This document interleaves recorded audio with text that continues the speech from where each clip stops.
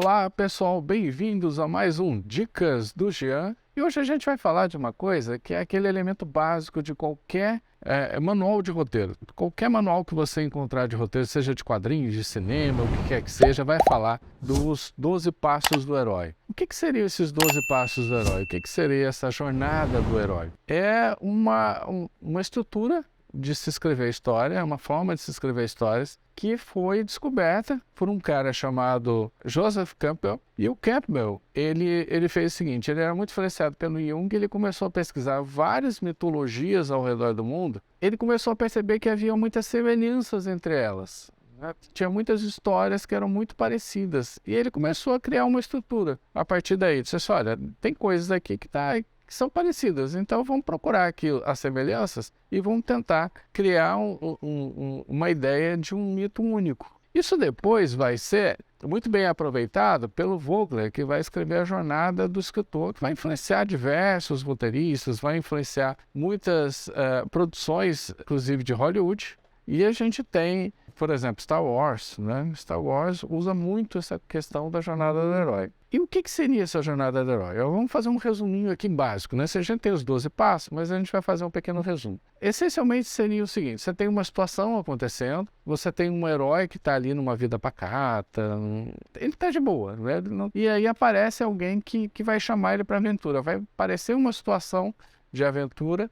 Como ele vive numa vida pacata, ele não quer sair da área de conforto dele, então ele recusa a aventura. Só que acontecem várias coisas que em um determinado momento ele vai ser obrigado a entrar nessa aventura. E ele vai para um outro mundo, é muito comum acontecer isso, né? Ele vai para o limiar, ele vai para um outro local, etc. E lá ele encontra as forças antagônicas, ele vai encontrar os seus inimigos, ele vai vencer esses inimigos. Essencialmente, ele vai voltar com um tesouro. O que seria esse tesouro? É uma grande lição para a comunidade dele. Então pode ser uma coisa física, como por exemplo a Guerra do Fogo. Os personagens trazem a maneira de fazer fogo, né? Não sei se alguém já assistiu esse filme.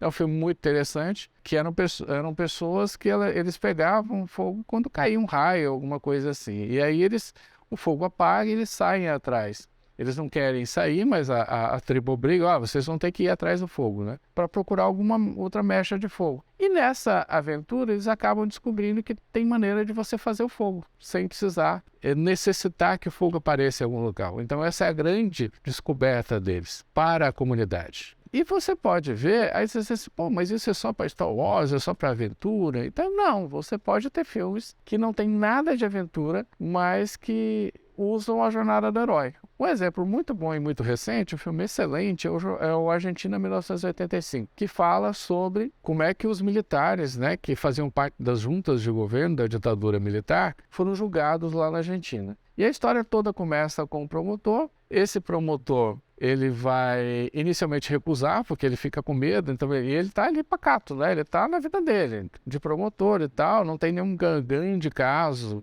muito grave e tal, e ele recusa. Só que em determinado momento ele é obrigado a assumir a acusação do caso. Ele se depara com um inimigo, inclusive tem várias ameaças a ele, explodem carro na frente da casa dele, mandam ameaças e tal. Mas ele consegue vencer o inimigo, ele consegue vencer os militares, ele condena os militares e ele traz um grande tesouro.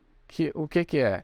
É o discurso dele final, discurso no filme, que é a peça de acusação no qual ele fala sobre os males da ditadura, ele fala a Argentina nunca mais, né, que isso nunca aconteça nunca mais, etc. Então, essa foi a grande lição que ele descobriu durante a sua jornada, né? Então, você vê, é uma história de tribunal, é uma história política, mas que usa a jornada do herói. Talvez nos quadrinhos, o exemplo mais interessante seja a Prometeia do Alan Moore. A Prometeia é tudo, né? Parece assim que o Alan Moore pegou a jornada do herói e disse assim, eu vou fazer uma história em cima disso, né? O que é a Prometeia?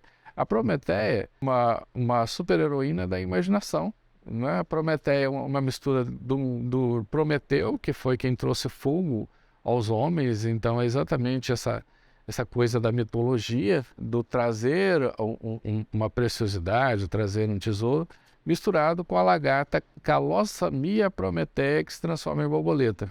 Então ela é uma mistura disso aí. E ela vai virar uma borboleta. Quem é a Prometeia? A super-heroína? É a Sofia, que é uma garota que está fazendo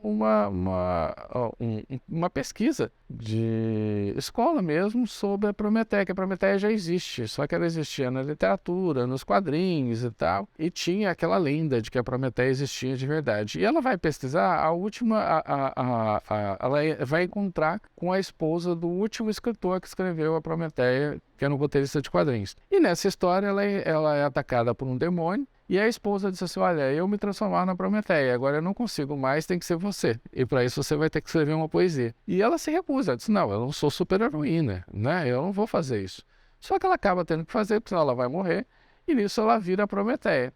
Aí ela passa pelo limiar, ela vai para o outro mundo, que ela conhece, né? A imatéria, que é um mundo de imaginação, e aí lá na imatéria ela vai encontrar com as imagens arquétipas, como por exemplo o lobo, Chapeuzinho Vermelho. Lá ela encontra, e aí o Alan Moore mostra ela encontrando com o guia, e é muito interessante porque o Campbell, ele diz que normalmente o guia ele é representado pelo Thoth e pelo Hermes, o Thoth no Egito e o Hermes na Grécia. E a Prometeia, quem é que vai ser o guia dela? Vai ser exatamente o. E o Hermes é um deus que é a junção dos dois. Então você vê aí que ele já faz de uma forma muito, muito nítida. Ela recebe auxílio sobrenatural, é muito comum isso, então você vê, por exemplo, lá na Caverna do Dragão, você tinha lá o Mestre dos Magos, né, que era auxílio, aquela pessoa que vai ajudar durante a jornada. E no caso dela, é o Jacques Faust que introduz ela na magia, né? Ensina ela a fazer magia, inclusive magia sexual, etc. Ela entra no ventre da baleia, no caminho das provas, que é todo